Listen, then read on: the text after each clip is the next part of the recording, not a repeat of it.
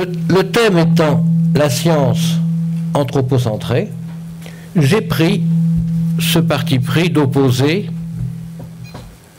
à l'objectivité scientifique telle qu'elle est réalisée, telle qu'elle est normalement exposée, le problème d'une subjectivité qui conduit l'homme à l'utiliser, à l'exploiter ou à la présenter de façon tendancieuse. Le tout étant compliqué par le fait qu'au départ, bien entendu, la connaissance scientifique en elle-même est limitée par la nature propre de l'individu.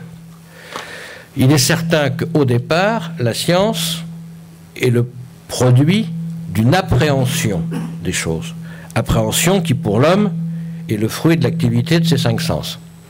Et étrangement, à 95%, on parlera d'observation, c'est donc la vue qui est en cause. Toute la science est fondée sur une observation visuelle. Observation visuelle qui va passer de la capacité humaine de l'œil jusqu'au microscope électronique, toujours à travers ce sens. Nous allons donc supprimer de la recherche scientifique tout ce qui échappe à ce que l'homme conçoit comme étant possible à travers ce qu'il connaît de ses sens. Nous avons des soucis, il faut que je fasse quoi? Il faut parler si près que ça dans ces micros-là. Non mais je veux bien, mais je vais me mettre plus près de la table. Voilà, tout le monde va être content.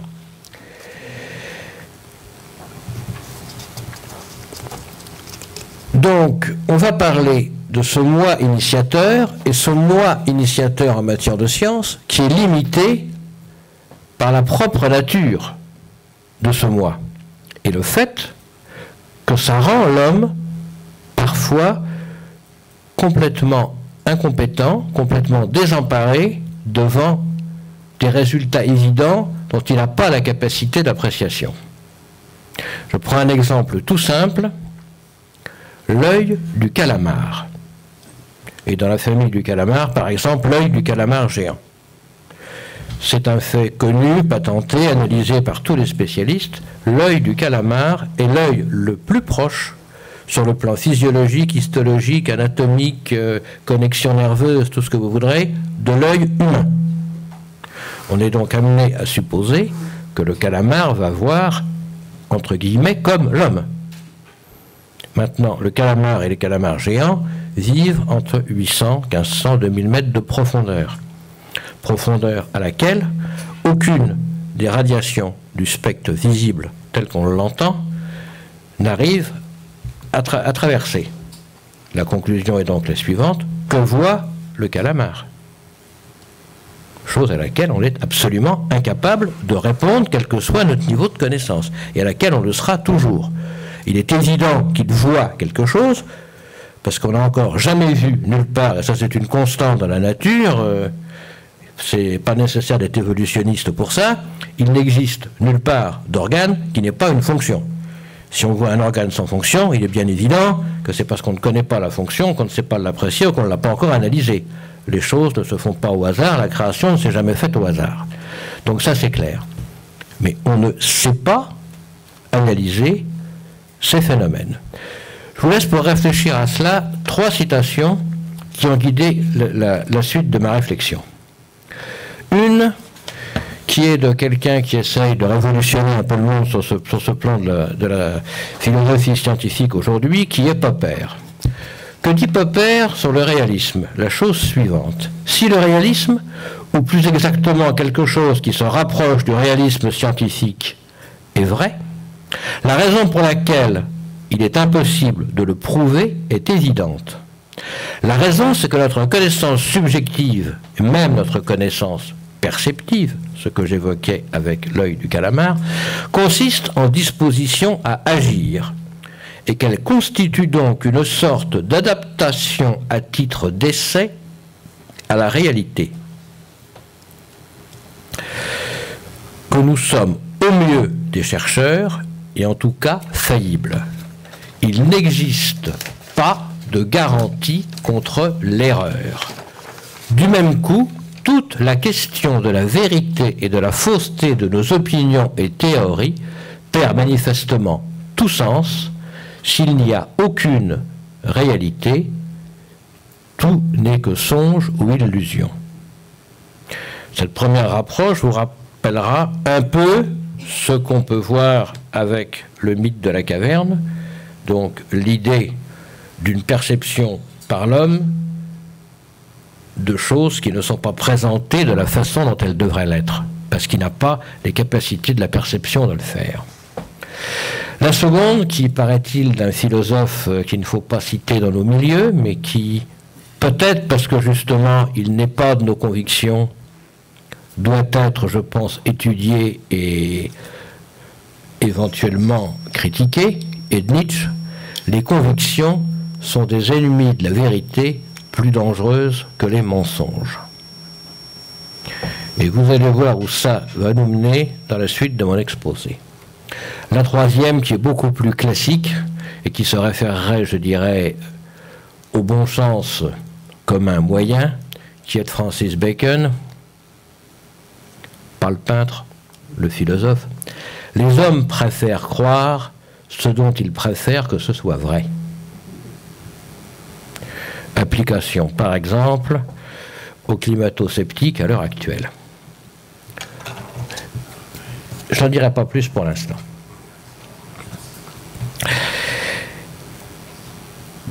Dans son ouvrage « Science et religion », Bertrand Russell, et il prononce même le mot de scandale, pose dans le chapitre « La science est-elle superstitieuse ?» le problème de l'induction. Au nom de quoi affirmer, même de façon provisoire, que ce qui a été vérifié dans un nombre limité de cas se vérifiera aussi dans les cas qui n'ont pas été testés. Au nom de quoi supposer, même sur ce qui a été mesuré, que ce qui a été vrai hier le sera toujours demain. À cet égard, je dirais d'abord que notre ami Dominique Tassot a un jour été l'homme qui m'a fait mettre le doigt sur une chose dont je n'avais pas compris l'importance, la différence essentielle entre certitude et précision. Et il est vrai qu'à force de faire des mesures, on finit par croire que ces mesures sont l'expression d'une vérité. Elles ne sont pas l'expression d'une vérité, elles sont au mieux un témoignage qu'une vérité peut être compatible avec la constance de ces mesures. Et en science, il est vrai que ce n'est pas toujours quelque chose de clairement différencié. Qu'est-ce qui se... Là, plus comme ça. Bon, ah, d'accord, j'ai compris. Très récemment, nous avons eu un grand séisme dans le monde de la physique particulière, cette histoire de particules qui vont plus vite que la vitesse de la lumière. On est là typiquement dans le contexte d'une mauvaise appréciation d'une modélisation mathématique qui est mal aboutie. Personne n'a jamais dit qu'il y avait des particules qui n'allaient pas pouvoir aller plus vite que la lumière. Tout le monde a dit quoi? On est parti d'une relation qui s'appelait E égale MC2, qui a fait le tour du monde, qui n'est d'ailleurs pas d'Einstein mais de Poincaré. Et à partir de là, si vous développez la chose, vous allez arriver à ce que je vous ai écrit en haut, le rapport de deux masses en fonction de leur vitesse. C'est-à-dire qu'une masse animée d'une vitesse va avoir, par rapport à sa masse de départ, un différentiel lié au dénominateur racine de 1 moins V2 sur C2. La clé est là, chacun sait depuis les études secondaires qu'un dénominateur ne peut pas être nul et que sous une quantité sous radicale, vous ne pouvez pas avoir un nombre négatif. Par suite, 1 moins V2 sur C2 est forcément positif, donc le V2 for C2 est forcément inférieur à 1, donc la vitesse est forcément inférieure à la célérité de la lumière. Ça, c'est vrai, mais la formule est fausse. La formule est fausse. Pourquoi? Je ne vais pas vous faire un développement compliqué là-dessus. Le radical qui est en dessous, c'est une approximation qui a été utilisé par les physiciens parce qu'ils ont estimé que les autres termes étaient négligeables. En fait, derrière le V2 sur C2, vous avez un plus V4 sur C4. C'est toujours quelque chose qui peut être voisin de 1, mais je veux dire, on dépasse un peu. Donc, trouver aujourd'hui des particules qui vont un peu plus vite que la lumière, ça reste parfaitement cohérent avec la théorie. Il faut être journaliste pour dire le contraire, parce qu'on ne connaît pas la formule, c'est tout. Il ne faut pas s'affoler et faire des grands effets d'annonce avec ça. C'est, je dirais, le mauvais côté du dévoiement de la science spectacle. Et je pense que ça fait partie des mauvais effets de la nature humaine par rapport à la science. Je vous laisse avec cette petite parenthèse-là. Pour m'intéresser maintenant aux problèmes culturels chez l'homme de science. Et c'est particulièrement frappant en ce qui concerne l'éthologie ou en ce qui concerne les sciences du comportement, où on voit des individus qui vont juger non pas en fonction de la recherche de la connaissance et des connaissances acquises, mais bien souvent en fonction de leur vécu culturel. Le phénomène de base le plus classique que vous connaissez tous, c'est cette distinction absolument merveilleuse entre l'intelligence et l'instinct. Moi, je ne sais pas où est la différence, mais je sais que pour un certain nombre d'esprits chagrins, on n'a pas le droit de parler d'intelligence pour les animaux, alors on parle d'instinct. C'est une différenciation complètement arbitraire, c'est de la mauvaise sémantique. En matière d'éthologie, l'un des premiers grands maîtres de la question a été Konrad Lorenz. Et Konrad Lorenz raconte cette histoire qui illustre parfaitement la difficulté pour le scientifique qui se trouve confronté à une observation. Vous mettez face à face deux personnages particulièrement chatouilleux sur le plan de l'honneur, du courage, comme peuvent l'être un officier prussien et un samouraï. Comment vont-ils réagir? Et que vous, qu'observez-vous? Le officier prussien voit le samouraï. Il se recule, se redresse, claque des talons, dans une position impeccable, pour saluer son interlocuteur. Que voit le samouraï? Un combattant qui se met en place. Pour lui, c'est une position de menace.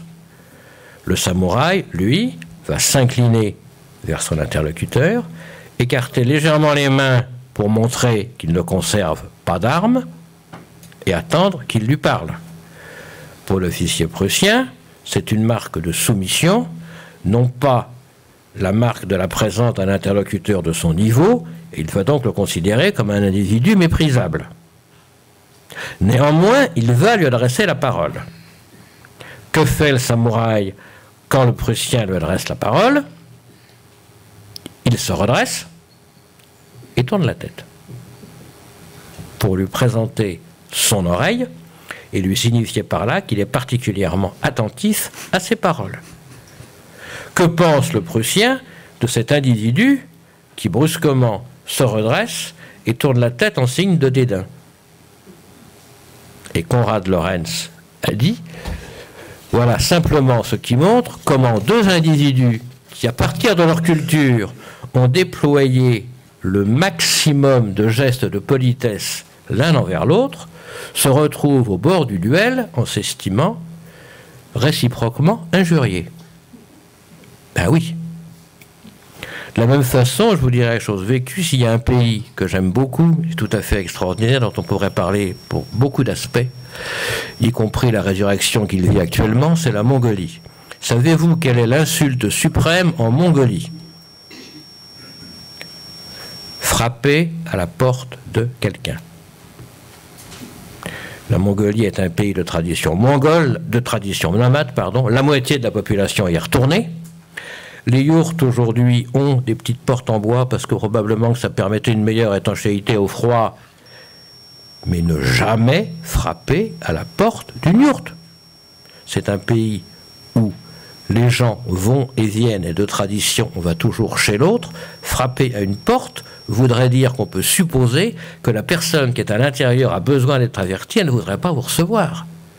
C'est quelque chose de simplement pour eux inimaginable. Moi, je l'ai vécu. Un beau matin, des gens vous disent on va aller chez un tel à tel endroit. On part avec les chevaux, on arrive dans des coins pas possibles. Et les gens ne sont pas là. Ben, ils ne sont pas là. Ben, on s'installe chez eux, on mange, on les attend, ils ne reviennent pas à temps, on rentre chez nous, c'est pas un problème. Puis oui, ils feront la même chose quand ils passeront à la maison. Ne jamais frapper à une porte en Mongolie. Comment voulez-vous aller expliquer ça à un scientifique européen, moyen, même bon ethnologue, s'il ne se creuse pas la question au départ? Ajoutons à cela, et là nous restons dans l'espèce humaine, les difficultés de compréhension face à certains phénomènes que peut avoir l'homme quand il s'agit d'espèces animales. Je donnerai 3-4 exemples simples très rapidement. Les mammifères, c'est déjà proche de nous. Une girafe. Une girafe ne peut pas se coucher. Une girafe qui se couche est une girafe morte. Elle est incapable de se relever à cause du ballon de son cou, ça c'est une chose. Et par ailleurs, les problèmes de pression sanguine liés aux valvules qui suivent toute la longueur de son cou font qu'une girafe qui se couche va faire ce qu'on appelle classiquement un coup de sang, si vous voulez, un transport au cerveau. Une girafe qui se couche est une girafe morte. Donc une girafe va passer les 50 ou 60 ans de sa vie debout sur ses 4 pattes sans jamais les soulager. C'est quelque chose pour un scientifique au départ totalement incompréhensible par rapport à nous qui passons un tiers de notre vie couché. C'est pas normal. Un saurien va manger 2, 3 ou 4 fois par an. Tout le monde connaît la fameuse histoire des crocodiles du Serengeti qui attendent le passage de la migration des gnous. Eh bien, ils mangent 2 fois par an quand les gnous passent. Pour nous, on mange 3 fois par jour. Un animal qui mange 2 fois par an, ça paraît complètement aberrant. C'est quelque chose qu'il a fallu que des années d'observation pour finir par se convaincre, parce que c'est tellement à l'extérieur de nos conceptions et de notre nature qu'on a eu du mal à le réaliser. Autre chose qui va vous paraître beaucoup plus surprenante, les squales, les requins, sont des animaux qui n'ont pas d'ouïe. Hein, ils ont des fentes branchiales apparentes. On les voit bien quand vous voyez ça en photo à la télévision. Vous voyez bien qu'il y a 3 à 4 barres. Ils ont les fentes branchiales extérieures, rien dessus. Donc il y a un courant d'eau qui s'organise entre la bouche, qui s'ouvre, et ces fentes branchiales par rouleau ressort, ce qui permet l'oxygénation des branchies, etc. Vous connaissez le système. Comme ils n'ont pas d'opercule, ils ne peuvent pas créer ce courant d'eau par eux-mêmes, comme le font les poissons. Si vous voyez une carpe qui est sortie de l'eau et qui manque d'air, on voit très bien ses ouïes qui battent pour essayer de recréer un courant d'eau, mais il n'y a pas d'eau forcément, donc ça ne se passe pas. Conclusion, un requin, pour s'oxygéner, doit bouger. C'est-à-dire qu'un requin est un animal qui ne s'arrête jamais plus d'une demi-heure, sous peine de quoi il s'asphyxie. Il y en a qui vivent très vieux.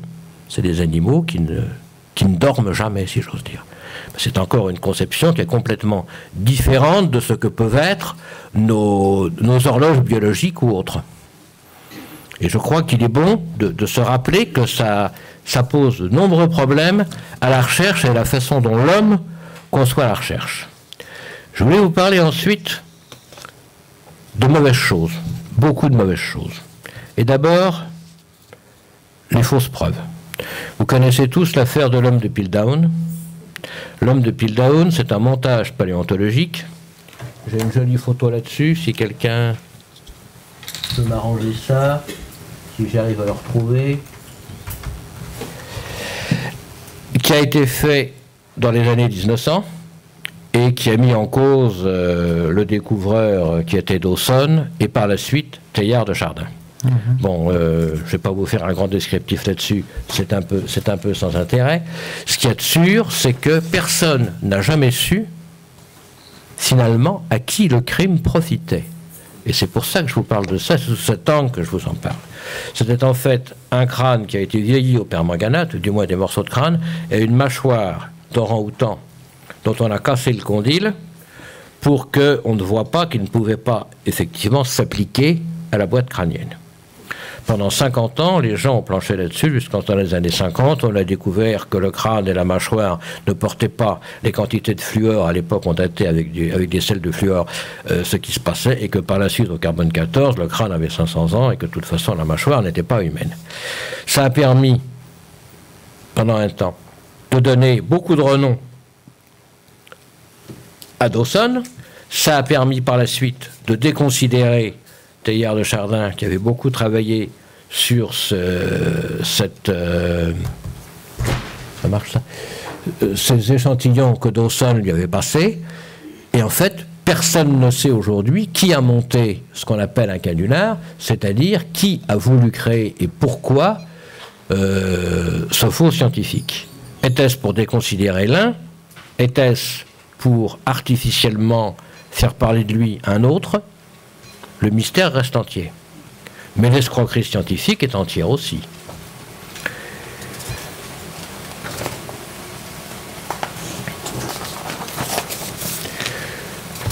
Autre chose de plus important, la science comme facteur de l'exaltation du moi, comme facteur idéologique.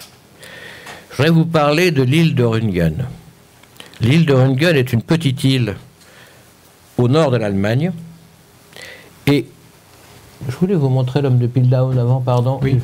Je l'ai oublié. Comment je retrouve ma clé là? Ah voilà, il est gentil, il me donne une souris. Moi sans souris je suis perdu, j'ai des gros doigts et je ne sais pas me débrouiller. Donc il faut que je vous trouve là-dedans.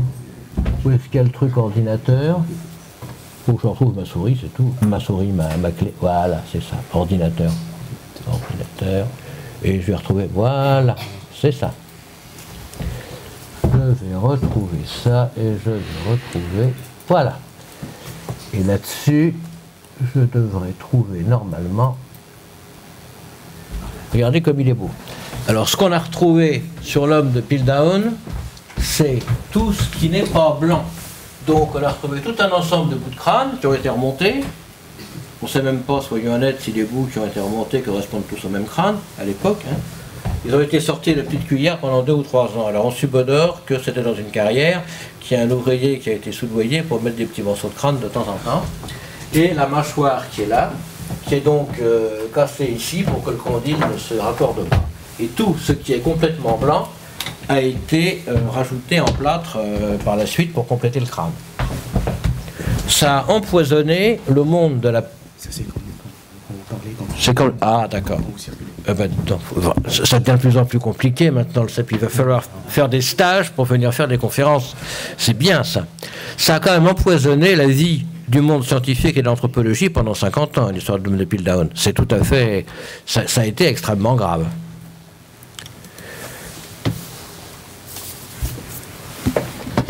Donc, sur Rügen, qui était donc la frontière, une des frontières de l'Allemagne, avec les États scandinaves, la Baltique, etc., on a, à la fin des années 40, commencé à installer une trentaine de radars.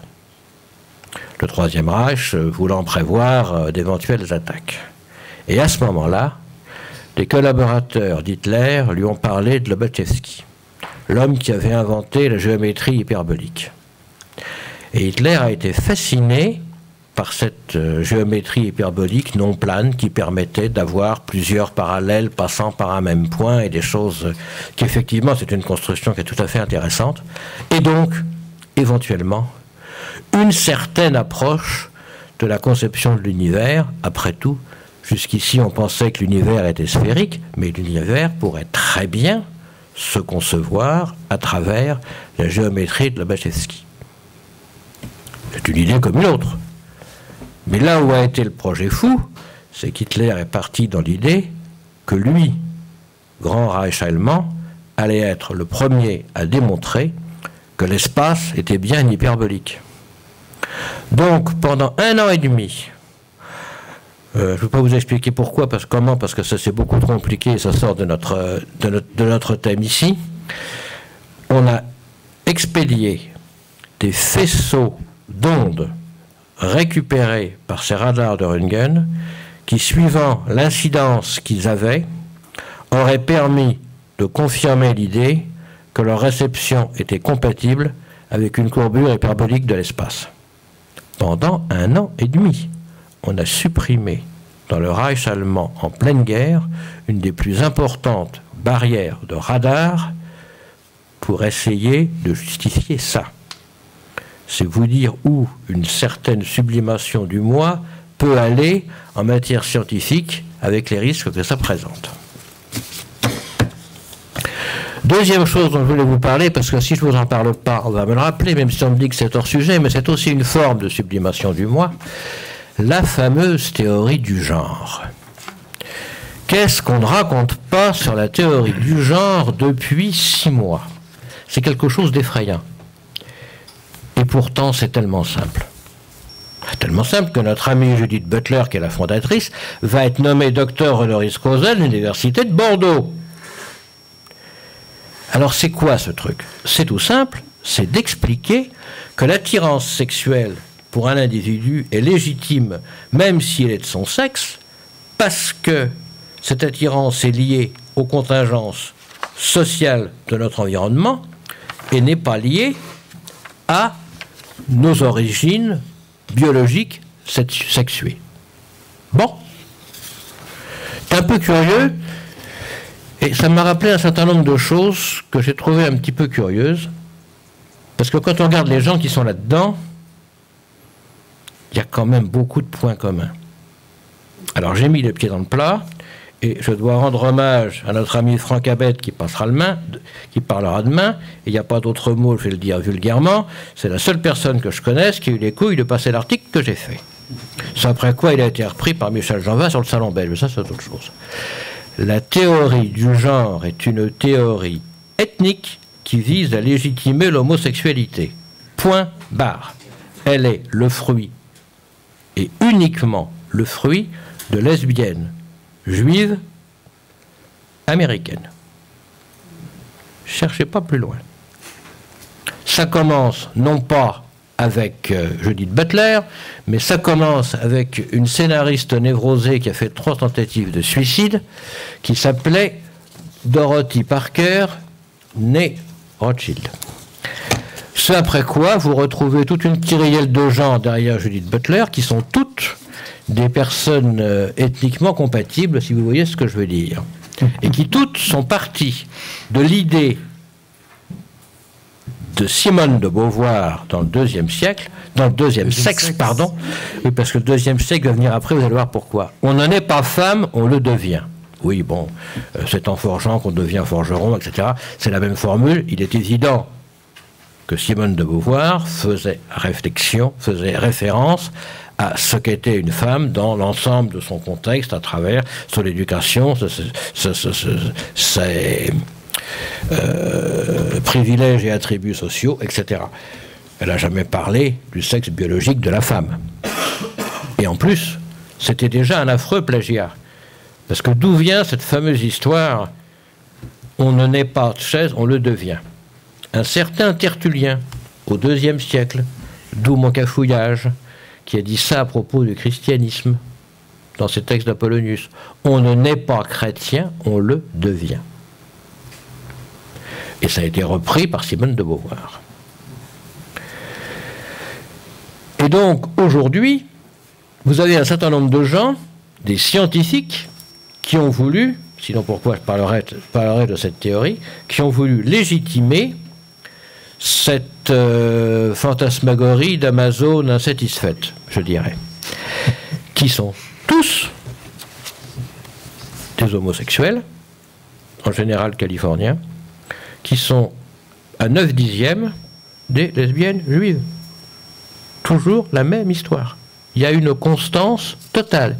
Il suffit de voir les noms des gens concernés. La première s'appelle Marlène Zuck. Ensuite, vous avez un certain Nathan Bellet. Ensuite, vous avez un Bagmill. Et vous avez une Anne Fausto Sterling. C'est les grands papes de la science du genre californien. Et notre ami Bagmill a pondu un bouquin qui s'appelle Animal Homosexuality and Natural Diversity, où il explique froidement l'homosexualité est la règle chez les animaux. Alors, je ne sais pas où il a vu ça, je ne vais pas perdre mon temps à aller disséquer toutes ces histoires-là, mais c'est vraiment complètement aberrant. Et ça reprend finalement ce que la fameuse Dorothy Parker avait énoncé avant de se suicider pour la 3e fois. L'hétérosexualité n'a rien de normal, elle est juste courante. Cette phrase est aujourd'hui la maxime en exergue sur le portail Internet du GLSB, gay, lesbienne, bi, trans. On part de là. Bon, j'irai pas au-delà là-dessus parce que je vais être considéré comme désagréable, mais il faut bien donc tenir compte que là, on ne rentre plus dans de la recherche scientifique, mais dans une justification scientifique dévoyée d'un contexte douteux. Et c'est dommage. Et ce qui est encore plus dommage, c'est de voir des gens, et j'avais dit à Dominique que je lui passerai quand j'aurai fini de le faire, notamment un professeur brésilien qui est en train de faire une réfutation du livre de Bagmiel, mais où, je dirais, il le fait tellement bêtement que c'en est dommage. Finalement, à l'arrivée, il vaudrait mieux qu'il n'ait rien dit. Mais bon, c'est pas grave, ça arrive. Donc, cette histoire de la théorie du genre, je vais quand même vous montrer une petite chose amusante à ce sujet, si on peut le considérer comme tel. C'est le résultat, c'est Biti. Biti est une femme qui va accoucher bientôt. C'est une Israélienne, bien sûr. Et Biti est professeure. Elle s'occupe d'enseigner les relations sexuelles aux enfants en Israël. Biti, bien entendu, est mariée avec une femme. Bon, si, pour les gens que ça intéresse, j'ai tout l'article qui est là. On donnera également la référence du site de Franck sur lequel il est. C'est pas la peine de s'étendre au-delà, mais c'est quand même assez effrayant de voir comment une justification scientifique peut essayer d'être surimposée à des délires de cet ordre. Mais vous avez également des justifications scientifiques tordues, et qui sont beaucoup plus nombreuses, qui sont associées à des visées économistes ou lobbyistes. Et là, je vais être un peu plus prolixe dans ce que je vais dire.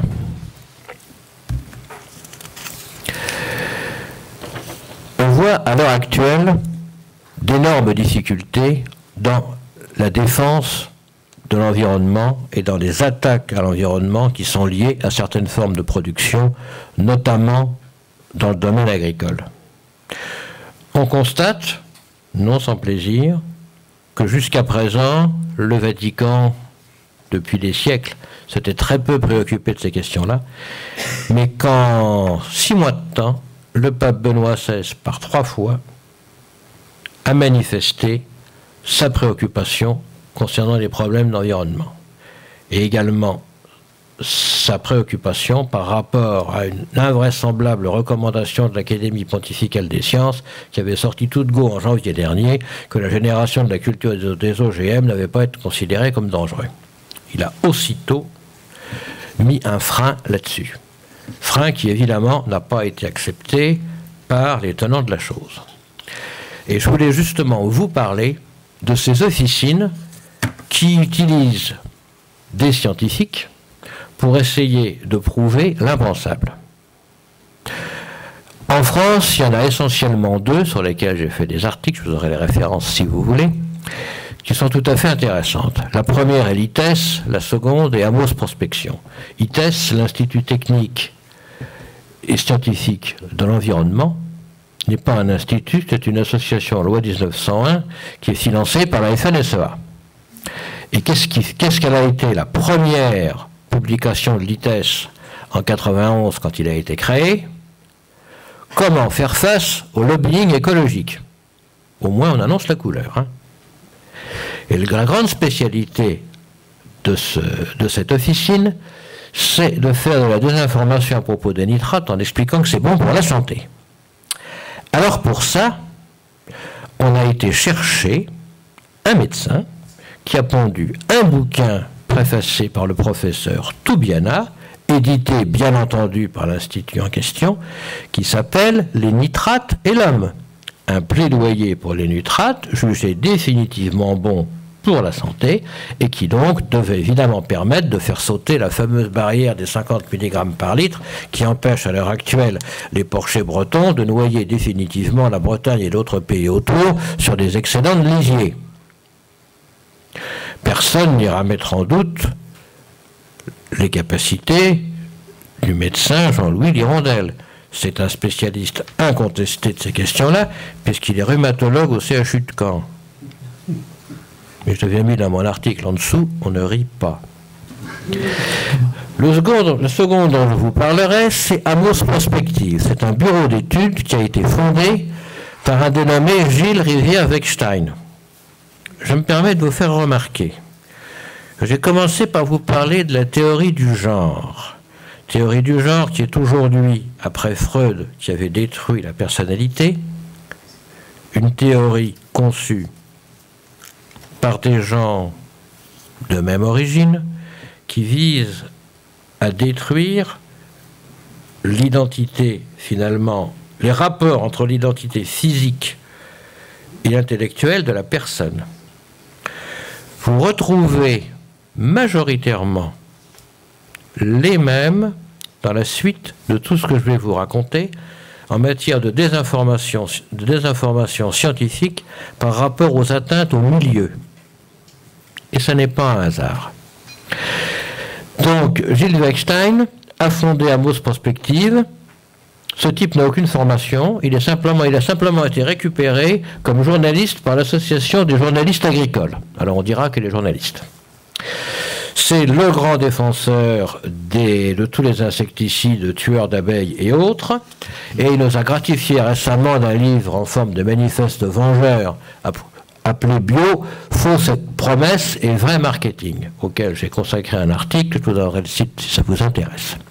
Il utilise le service d'un certain docteur Jean-Louis Tillier, qui était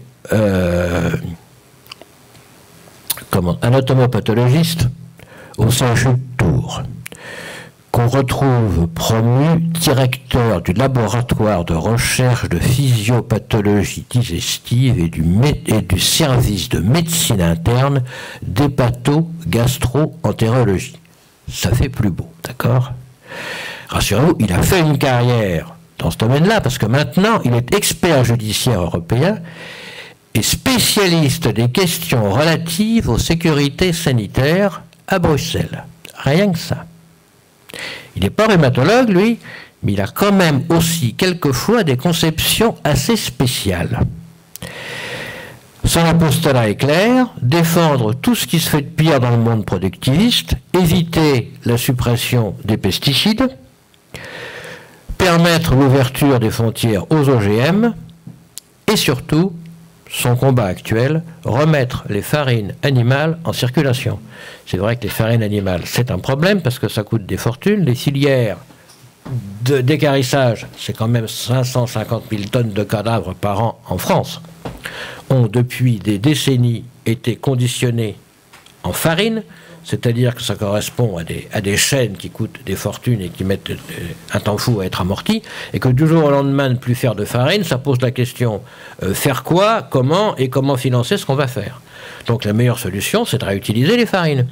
Je vous rassure, ça se fait depuis très longtemps pour nourrir les poules et les poissons, on ne vous le dit pas. Maintenant, le but, c'est de les remettre en circulation pour les vaches laitières. Pourquoi les vaches laitières et pas les autres? Parce que les autres arrivent à se débrouiller avec la nourriture qu'on donne habituellement aux bovins. Par contre, les vaches laitières, à cause de l'extraordinaire quantité de lait qu'elles produisent aujourd'hui, ont besoin d'un apport protéique supplémentaire.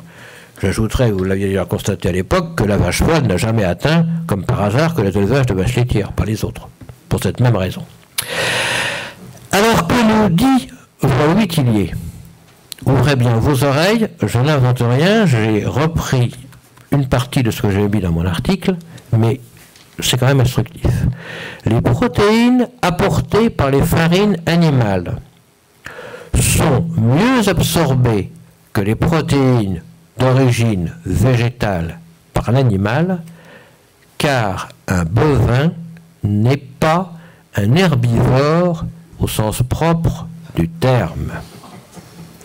n'étant pas capable de digérer les végétaux, il les accumule d'abord dans son rumen, volumineuse poche située en avant de l'estomac, où des micro-organismes les digèrent. Ce sont ces micro-organismes, bel et bien des protéines animales, qui prolifèrent pour être absorbées par l'estomac. Ces protéines animales sont ensuite facilement digérées en peptides et assimilées par le tube digestif. Autrement dit, si vous avez bien compris, et vous ne rêvez pas parce que je ne l'ai pas inventé, il est en train de nous expliquer qu'un herbivore est un animal qui se nourrit avec des protistes qui prolifèrent dans sa panse. Et il n'est pas enfermé. Bon. Alors, je fais simplement 2 remarques, parce que bon, dans mon article, j'ai développé ça beaucoup plus, mais je dirais qu'aucun organisme ne se nourrit d'abord exclusivement de protéines. Donc c'est déjà idiot. Et de la part d'un médecin, je dirais que c'est encore beaucoup plus grave. Et ensuite, tous les résultats biologiques concourent à montrer que le problème de rumination permet précisément à l'animal de digérer, avec l'aide auxiliaire, effectivement, d'un certain nombre de protistes, qu'on va retrouver également chez des animaux non ruminants, je pense notamment aux chevaux, qui ont également une flore stomacale tout à fait extraordinaire, de ciliés, ce qu'on appelle les hypermastigènes et autres, qui ont des milliers de flagelles, c'est tout à fait extraordinaire comme bestiole à regarder, et que c'est complètement aberrant, mais un médecin vous sort ça, et alors, de ce fait, il y a des gens qui vont l'écouter. Parce qu'il roule, comme les gens qui l'emploient de façon malsaine, roulent sur cette qualité de médecin qui, aux yeux du grand public, revêt tout de même une certaine qualité de sérieux, un certain souvenir folklorique, pour certains peut-être de la notion de sacerdoce, de la mission de soins, et on arrive à des choses épouvantables. Bon, je ne demanderai à personne de penser en plus à Servier. C'est une autre affaire. Mais c'est pas mieux. C'est aussi, quelque part, une forme de surmoi. Monsieur Servier est quand même grand croix de la Légion d'honneur. C'est quand même une des plus grandes fortunes de France. C'est quand même, etc. Fondé sur quoi? Le dévoiement d'une science appliquée à la commercialisation médicale. C'est pas autre chose. On est toujours là-dedans. Pour finir dans ce domaine, parce que ça va nous amener à ma conclusion, je vais vous parler de John Carvasdoué. C'est un ancien grignon qui est devenu directeur des hôpitaux, qui a fait une très belle carrière, allez, 3 points, disons le mot, dans les ministères, et qui travaille avec Weckstein, et c'est le pourfendeur de la tradition agricole et le grand promoteur des OGM. Il s'est opposé dans un livre véhémentement à la notion de principe de précaution et à son inscription dans la Constitution. Et dans le bouquin de Revia Weckstein dont je vous parlais, Les fausses promesses du bio, il a fait la préface, il écrit ceci. L'agriculture biologique s'enracine dans les courants agrariens de l'entre-deux-guerres et dans les mouvements poujadistes des années 50, dont on le sait qu'ils ont été proches de l'extrême droite. La sélection naturelle n'est pas loin de l'eugénisme et des thèses défendues par Alexis Carrel. Voilà. J'aime bien les morceaux de bravoure. Maintenant, je voudrais quand même, comment un agronome a le culot de me sortir, quand on voit ce que c'est que la sélection pratiquée dans les élevages productivistes, m'expliquer que la sélection naturelle est proche de l'eugénisme. Parce que la sélection artificielle, elle est proche de quoi, elle? Faut arrêter un petit peu. Mais il va beaucoup plus loin. Il ajoute, pourquoi pour certains, la nature devrait triompher de la culture, autrement dit de la société humaine? Vous allez comprendre pourquoi je vous parle de ça. Autrement dit, pour ce penseur, l'environnement n'a aucune justification d'être puisque la nature doit laisser place à la culture, donc à l'artificiel, donc au néo-créé, comme la sélection productiviste ou la standardisation agricole. Et dans son dernier livre, Prêcheur de l'Apocalypse, il persévère. Nous, citoyens des pays riches, avons eu la chance de gagner des batailles contre la nature. Nous avons peu à peu réussi à nous fabriquer un monde plus favorable, un monde artificiel, rempart contre les aléas naturels. Je ne sais pas si les gens de Fukushima ont tellement trouvé qu'on avait trouvé des remparts aux aléas naturels. Mais enfin bon, c'est pas grave. Et il ajoute, il faut se rendre à l'évidence, ce qui est bon pour l'homme est souvent mauvais pour la nature. L'écologie humaine ne peut donc être qu'en conflit avec l'écologie planétaire. J'ajouterais, parce que c'est quand même extraordinaire, et j'entends parler de ça malheureusement dans notre famille de pensée, rien n'est plus stupide que le terme d'écologie humaine. L'écologie, par essence, par nature, c'est la science et l'étude du rapport des espèces entre elles et des interactions qu'elles ont sur le milieu. Parler d'écologie humaine, c'est donc signifier que l'humanité en tant que telle constitue un monde à l'intérieur duquel on étudie, on organise l'impact et les différentes catégories qu'on peut en faire. C'est pas faux. Il y a effectivement des gens qui font de l'écologie humaine. Vous les connaissez tous. C'est les Verts. Comme disait un de mes amis, Jean-Michel Vernochet, si les Verts faisaient de la protection de l'environnement, ça se saurait. Effectivement, ils s'occupent de beaucoup de choses, mais pas tellement de ça. Mais par contre, ils s'occupent bien d'essayer de recréer une société humaine à travers des concepts spécifiques d'une idéologie bien à eux. C'est de l'écologie humaine. Mais nous ne devons pas parler d'écologie humaine. Ça n'a pas de sens. C'est pas possible. Et où mène-t-elle cette idée d'écologie humaine? Ben, elle peut mener très loin, je me méfie parce que j'ai plus beaucoup de temps. Elle mène à un avenir dont je vais vous parler, parce que très récemment, il se trouve que Gérard Leclerc, dans France Catastrophe, enfin c'est la feuille France catholique, a repris un article d'un éditorialiste pas très connu, mais qui est mort il y a une vingtaine d'années, qui s'appelle Aimé Michel. Et curieusement, vous allez voir qu'on retrouve la conclusion de ce que je voulais vous dire. On voit que l'homme, aujourd'hui, en dévoyant la science, en l'utilisant à son profit, en l'interprétant mal de par sa nature ou volontairement dans un but financier ou autre, finit par tendre à la déshumanisation et à se séparer complètement de son contexte naturel, je dirais prévu par Dieu dans l'ordre naturel des choses et de la création, se constituer et défendre la création d'un monde artificiel, ce que nous explique Carvaz-Doué très gentiment. Et on va arriver où avec tout ça? Et je pense à cette phrase d'Aragon dans les commentaires au Fou d'Elsa: pour moi, la femme est l'avenir de l'homme. C'est vrai. Ce que je vais vous raconter le montre. La femme est l'avenir de l'homme. Elle s'appelle Élysia. Alors je vais vous la montrer et je vais vous dire après pourquoi c'est notre avenir.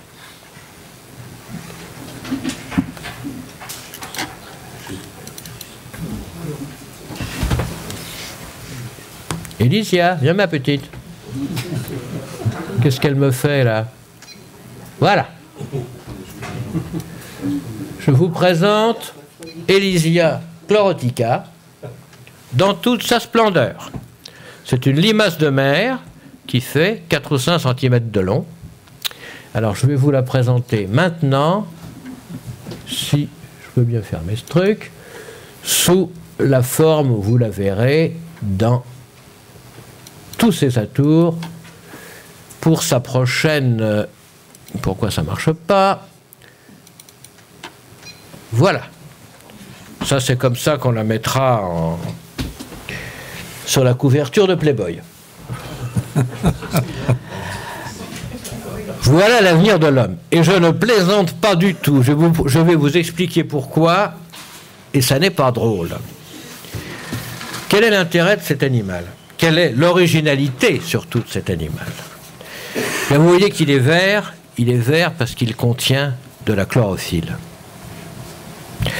Il fait partie d'une famille très particulière qui s'appelle les sacoglosses. Les sacoglosses, ce sont donc des gastéropodes, des limaces de mer, hein, des gastéropodes nudibranches. Je vais vous en présenter une autre de la famille, qui est mignonne. Où est-ce qu'elle est, Timmy? Je l'ai perdue? Ah, ben voilà. Elle a une couleur un petit peu différente. Vous voyez, elle est mignonne, celle-là aussi. Alors, on voit bien, elle a des parapodes un peu moins grands que l'autre, qui s'étalent moins façon danse de voile d'Isadora Duncan. Là, c'est plus sobre. Mais celle-là n'a pas la même particularité que l'autre. Je vous explique. Dans toute cette famille... Ah, pardon. Dans toute cette famille... Ça marche, ça? Merci. La digestion des algues, Hybrote dévauchérie, permet à ces limaces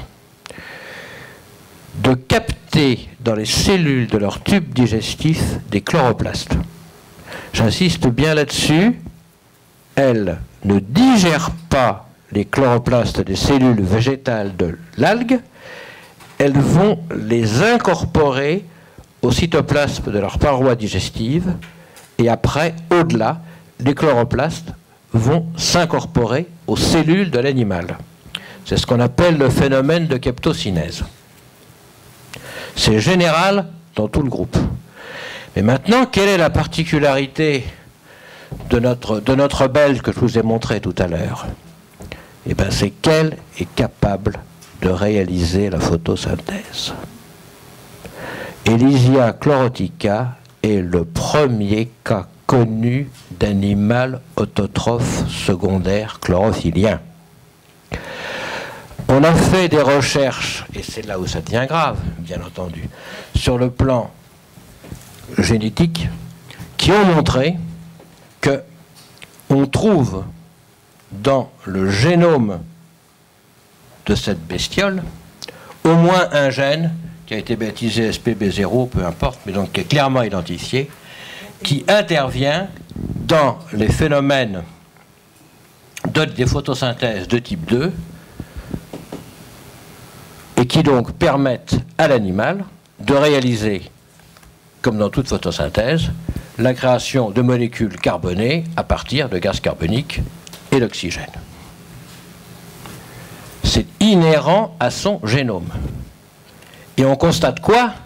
Que ce fameux gène, et d'autres sans doute, mais les recherches sont en cours, ce dont je vous parle, c'est quelque chose de très récent. Ça a été découvert il y a 3-4 ans, ça, c'est pas très vieux. Ce gène est identique au gène que l'on trouve dans l'algue concernant ce même processus métabolique de synthèse chlorophyllienne de type 2. Autrement dit, on est légitimement porté à croire qu'on est en présence de la première mise en évidence d'un OGM naturel. Le gène de l'algue est passé dans la limace. La conséquence de ça, c'est que de toute façon, si ce gène de l'algue qui permet, avec d'autres, la photosynthèse chez un animal, il est capable de passer à d'autres animaux. Vous voyez où je veux en venir?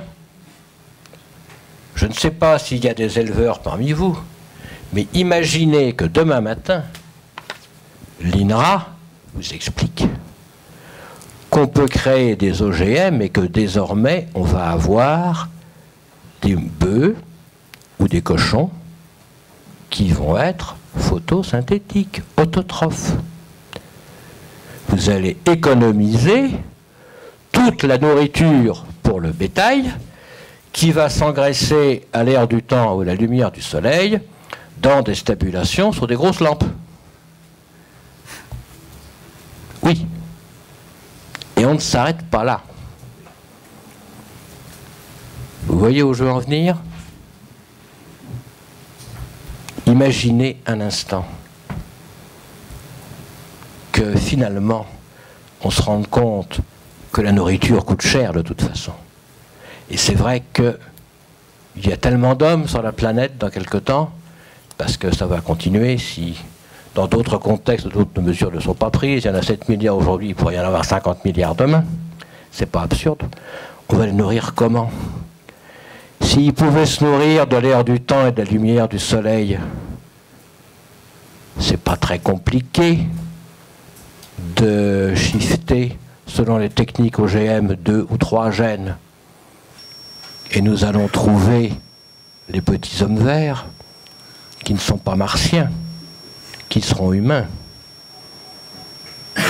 et qui donc auront une nourriture quasi gratuite. C'est pas difficile, il suffit d'amorcer le processus. L'animal n'est pas chlorophyllé en soi, il faut lui fournir des chloroplasts. Dans les petits pots pour bébés et les biberons, hop, on commence avec de la purée d'algues et de salade crue. Et après, on réamorce le processus. Tous les 5-6 mois, on remet des chloroplastes pour que l'individu se porte bien. Et le jour où il a faim, on l'enverra se bronzer au soleil 2 heures à Saint-Tropez, ça va être formidable. Alors, imaginez d'ici la crise sur les plages des gamines qui ne veulent pas y rester. Je ne veux pas rester bronzé, je vais prendre 3 kilos. Extraordinaire. Mais des développements inimaginables. Et je vous assure que ce n'est pas de la science-fiction. Le petit homme vert, j'en parle en rigolant pour l'instant, mais c'est ma conclusion. Monsieur Aimé Michel, quelque part, en parlait il y a 30 ans. Et toujours selon la même idée. Mais la création d'animaux photosynthétiques, ça j'y crois pour demain. Ça, ils vont nous faire le coup, c'est sûr. Il y a trop d'intérêts financiers en jeu.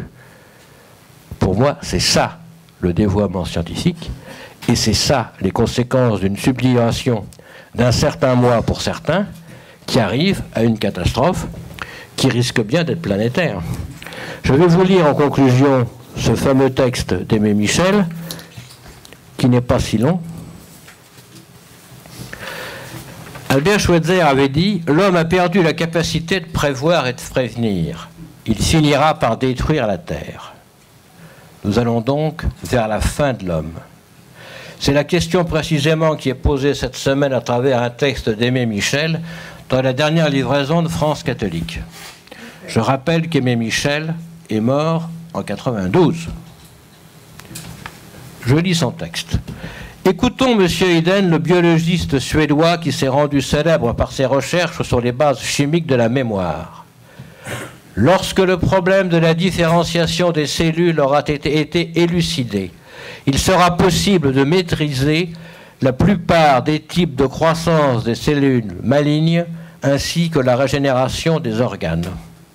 En d'autres termes, le secret du cancer est le même que celui de la différenciation des cellules, cette différenciation qui, à partir de 2 fœtus initialement étrangement presque semblables, fait un homme ou un cheval. On commence d'ailleurs d'entrevoir comment on pourra un jour intervenir dans ces mécanismes de différenciation, puisque l'utilisation de certains virus permet déjà maintenant de modifier tel ou tel ADN. Et quand on maîtrisera les mécanismes de différenciation, on pourra, en agissant sur le fœtus ou la cellule humaine, modifier le corps de l'homme dans tel ou tel sens prédéterminé. C'est pour moi un mystère que tous ces projets, dont rien ne peut arrêter la réalisation plus ou moins proche, puisque le développement de la science a échappé au contrôle de l'homme. C'est pour moi un mystère que tous ces projets ne suscitent aucune réflexion et que l'on continue de s'interroger gravement sur l'avenir de la société, de la civilisation, etc., alors que tout indique que bientôt, c'est l'homme lui-même qui aura cessé d'exister, transformé en autre chose par l'action de ses propres mains. Écrit il y a plus de 30 ans, ça. Hein? Mais je me trompe, il n'y a là aucun mystère. Si personne ne pense à cet avenir si proche, c'est qu'il est impensable. Nous pouvons facilement imaginer la disparition de l'homme, son extermination, son effacement.